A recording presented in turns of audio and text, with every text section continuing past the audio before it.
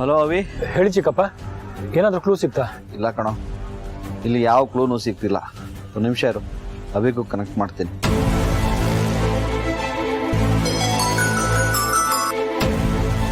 ಅಭಿ ಎಲ್ಲಿದೆಯೋ, ಏನಾದರೂ ಗೊತ್ತಾಯ್ತಾ? ಇಲ್ಲ ಚಿಕ್ಕಪ್ಪ, ಒಂದೇ ಒಂದು ಕ್ಲೂನು ಸಿಗ್ತಿಲ್ಲ. ಯಾರನ್ನ ಕೇಳಿದ್ರು ಏನೂ ಗೊತ್ತಿಲ್ಲ ಅಂತಿದ್ದಾರೆ. ಏನು ಮಾಡಬೇಕಂತಾನೆ ಗೊತ್ತಾಗ್ತಿಲ್ಲ. ಸಮರ್ಥ್ ಎಲ್ಲಿದ್ದಾನೆ? ಸಾಧ್ಯವಾದರೆ ಸಮರ್ಥ್ನು ಕನೆಕ್ಟ್ ಮಾಡು. ನಾನು ಮಾಡ್ತೀನಿ.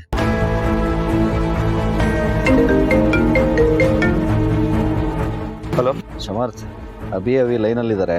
ಏನಾದರೂ ವಿಷಯ ಗೊತ್ತಾಯ್ತಾ? ಎಲ್ಲ ಕಡೆ ಅಲ್ದಾಡ್ತಾ ಇದ್ದೀನಿ, ಯಾವ ವಿಷಯನೂ ಗೊತ್ತಾಗ್ತಿಲ್ಲ.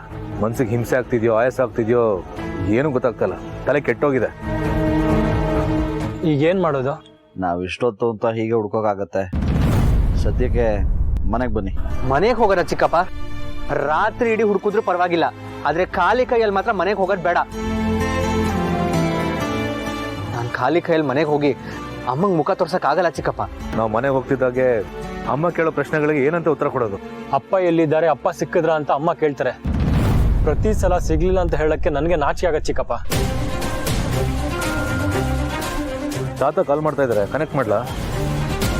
ಕನೆಕ್ಟ್ ಮಾಡು ಸಮರ್ಥ್. ದಡ್ಪಿಂಡ ಎಲ್ಲಿದೀಯಾ? ತಾತ ಇಲ್ಲೇ ಎಲ್ಲ ಹುಡುಕ್ತಾ ಇದ್ದೀವಿ. ಕಾಲಲ್ಲಿ ಅಭಿ ಅಣ್ಣ, ಅಭಿ ಚಿಕ್ಕಪ್ಪ ಎಲ್ಲ ಇದ್ದಾರೆ. ಯಾರಿಗೂ ಯಾವುದೂ ಸುಳ್ಳು ಸಿಕ್ಕಿಲ್ಲ. ತಾತ ತುಂಬ ಹಿಂಸೆ ಆಗ್ತಿದೆ. ಅಪ್ಪ ಎಲ್ಲಿದ್ದಾರೋ, ಹೇಗಿದ್ದಾರೋ ಒಂದೂ ಗೊತ್ತಾಗ್ತಿಲ್ಲ. ಅಮ್ಮನ ನೆನೆಸ್ಕೊಂಡ್ರೆ ಕಣ್ಣೀರು ಬರುತ್ತೆ. ನೋಡು, ನನಗೆ ನಿಮ್ಮ ನೋವು ಅರ್ಥ ಆಗುತ್ತೆ. ಆ ನೋವಿಂದ ನಿಮ್ಮ ಕಣ್ಣಲ್ಲಿ ನೀರು ಬರ್ತಿದೆ.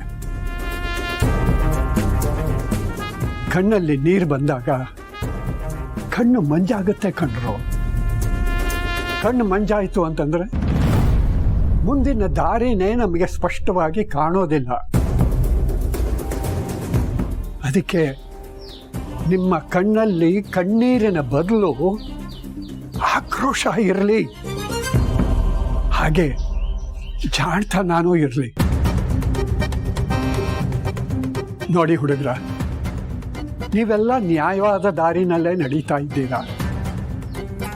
ಆ ದೇವರು ನ್ಯಾಯವಾಗಿ ನಡೆಯೋರಿಗೆ ಖಂಡಿತ ಒಳ್ಳೇದು ಮಾಡೇ ಮಾಡ್ತಾನೆ.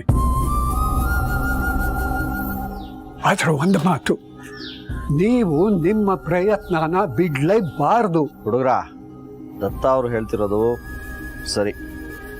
ಬನ್ನಿ ಹುಡ್ಕೋಣ. ಶಾರ್ವರಿ ನಮ್ಮ ಕೈಗೆ ಸಿಗಲೇಬೇಕು.